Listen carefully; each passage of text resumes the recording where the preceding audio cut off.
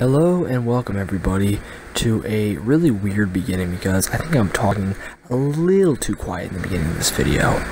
Nah, I'm just joking. Welcome everybody to the worst YouTube channel in history. If you somehow stumbled on this insanely low subscriber YouTube channel, then I feel terribly bad for you. And yes, for the very few fans that I do have, I'm using Metal Gear Solid 5 as gameplay footage. And this game is consuming my freaking life. Like, I'm actually playing this game more than Overwatch. This game is really that fun. And actually got a quick joke for you about the Metal Gear series really in general. Probably some of the deepest stealth games ever made. So deep that even M. Night Shyamalan can't even figure out what the hell's going on. There you go. Today I just kind of want to make a bit of a short video on really anything really in general and how everything's kind of going up. My Overwatch competitive season is really not that bad. I'm actually in really high silver, which I don't even think that's an accomplishment anyway because I fucking suck at Overwatch competitive play. But recently today I saw this video on the internet about this chick talking about pretty much like the whole idea of the history behind chokers, like, you know, those weird things you wear around your neck and make you look like the most emo person in the entire history of the human race. Well, actually, is that actually spoiler alert, is that chokers have been around ever since the beginning of time. Yeah, no dur. And she's basically saying that chokers were used for like types of like religious like bracelets and kind of like really just kind of certain things really in general. Like they were used for like religious and spiritual beliefs, thinking for like protection in the afterlife or protection, literally protection from like swords and all that crap. So in a weird metaphorical sense, that chokers or bracelets or necklaces of any kind were pretty much like religious condoms in a weird way. That just sounded really weird and kind of disrespectful. Excuse me about that. So this is another thing, is I keep hearing from a whole bunch of my friends, "Hey Hipster Wolf, why don't you make any more videos? Why don't you tell any more stories?" Well, it's because I want to make more stories. Okay, well, recently I've been going to this acting camp thing recently, and yes, I am sort of a teenager in a weird way, but yes, that's kind of what I do. I go to acting camps, and it's kind of cringy. It's not like going to like one of those stereotypical like Christian camps where the Christian camps are all like, "Oh my God, we're gonna teach about Jesus Christ. Yeah, that guy's awesome. He died for our sins." Yeah, I know that every Christian camp is not like that, and a couple of my friends are going to a Christian camp, so I'm not gonna chastise them about the whole thing. And just to purely be honest, I think I've never been to a Christian camp, but I have seen people go to them, and they actually seem fun. There's either people having sex with each other, or two black guys always getting into a fight, or two Asian guys getting into a fight for some reason.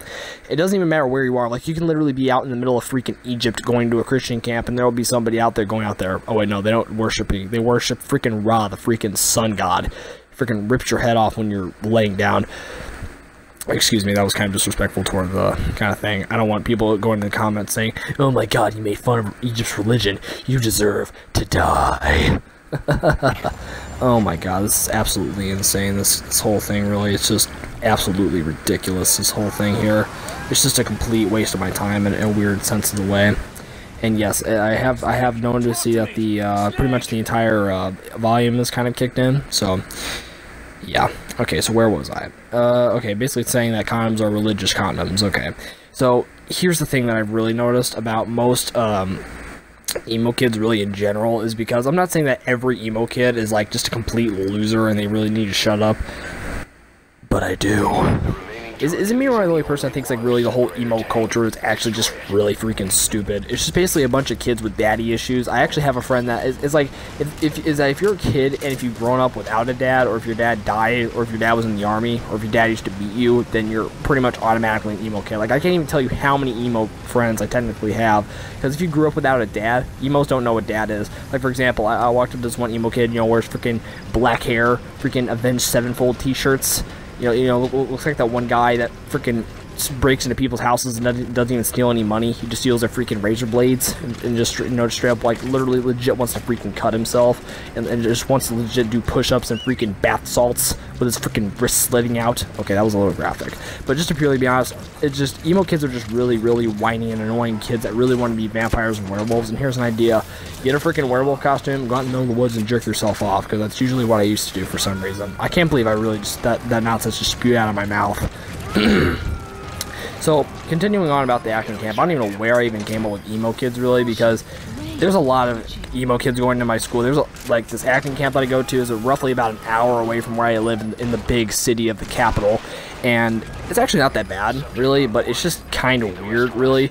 And the weirdest thing is that in the camp, like we pretty much wasted like 3 days doing pretty much nothing. And what we did was that we usually just did like this weird little audition for this play that I'm gonna be in.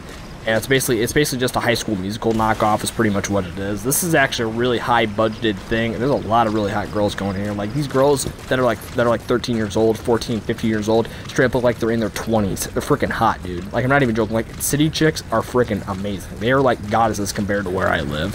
And just purely be honest, where this capital is, I usually go to. Everyone there is usually really polite and they're really nice and everything, and not to the point where they're so nice that they literally legit want to throw you in a freaking van, drive off, and freaking kill you.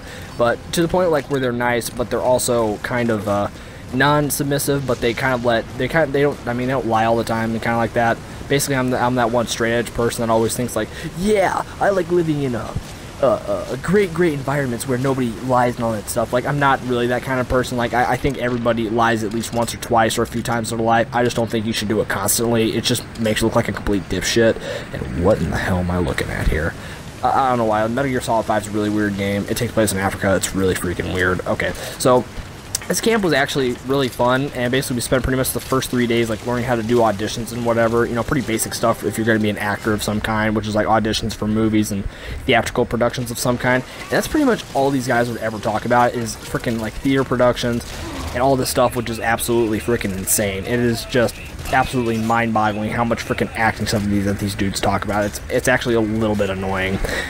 Continuing on, basically what we did is that I decided to go into a play, and it's not really that bad, but we decided to do this dance number from that, you know that song from Zootopia, the movie I've only seen half of, and pretty much every line in the movie you can make a sexual reference to.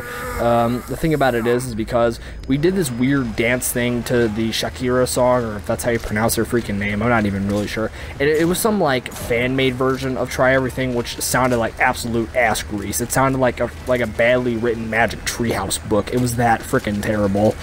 And the song sounded like absolute garbage. And I actually, because I'm not that much of like a modern pop listener, I usually listen to kind of sort of old music or crappy electro swing music that's usually just remixed versions of songs from like the freaking 1920s.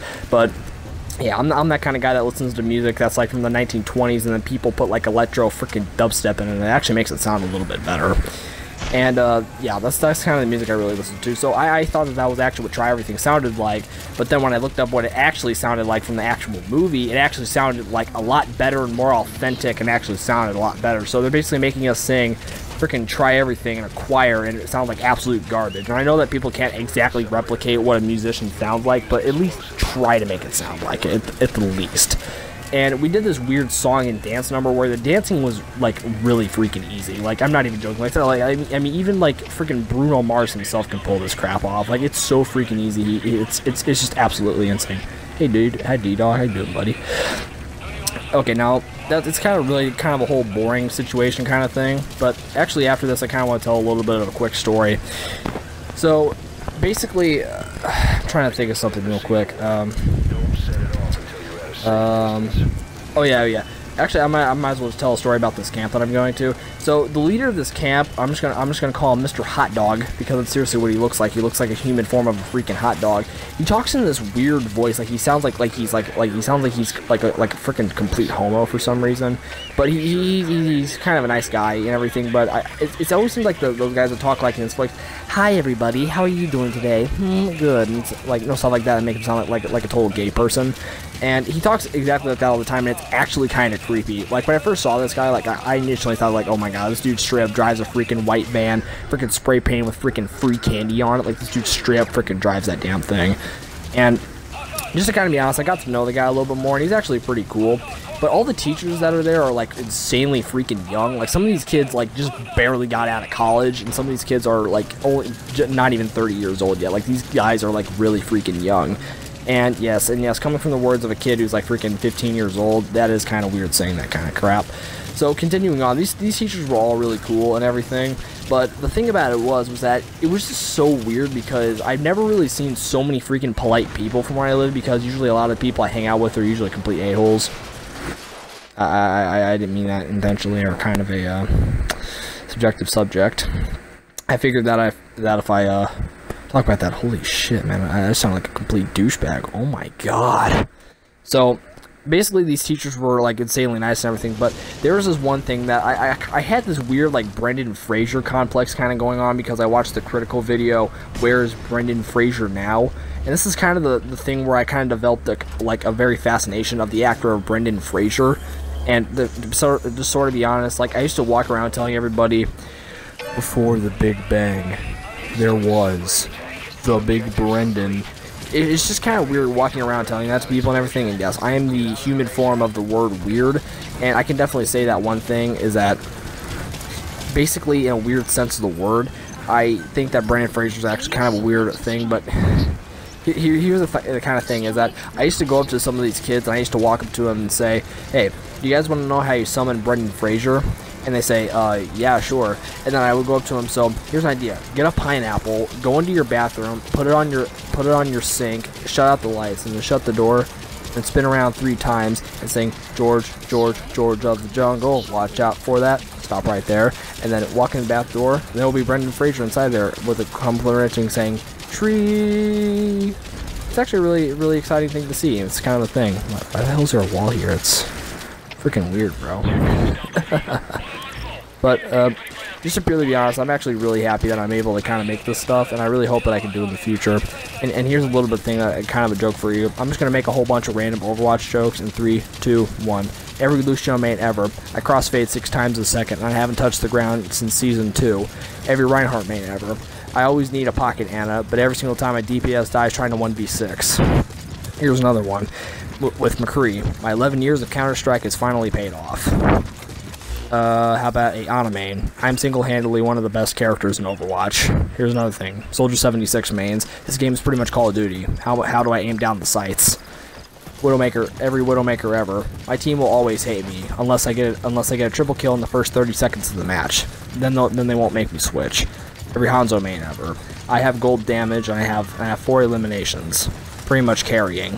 Here's another thing. For Junkrat mains. Get the hell, somebody kill this freaking Pharah. She killed me 12 times. Every Tracer main ever. I always blink everywhere, and I'm always on low health, and I always have my recall ready. But when I do want my recall, it's always on cooldown. Here's another one. Every Genji main ever. Is that there's absolutely no point in the match where I don't need any freaking healing. Every Mercy main ever. I heal 30% of my team's death, and we still fucking lose. And one last joke for Zarya. Blizzard will eventually give me skins anyway. And a Zenyatta joke. I love playing with my balls. Okay, so I'm really happy I was actually able to make this video, and just the sheer idea that I was even able to make this video, because I have very limited time on my hands. And I'm just really happy that you guys can listen to my YouTube channel. And it's just an exciting experience that I hope that you guys can all experience, and tell me if you want to make more videos like this.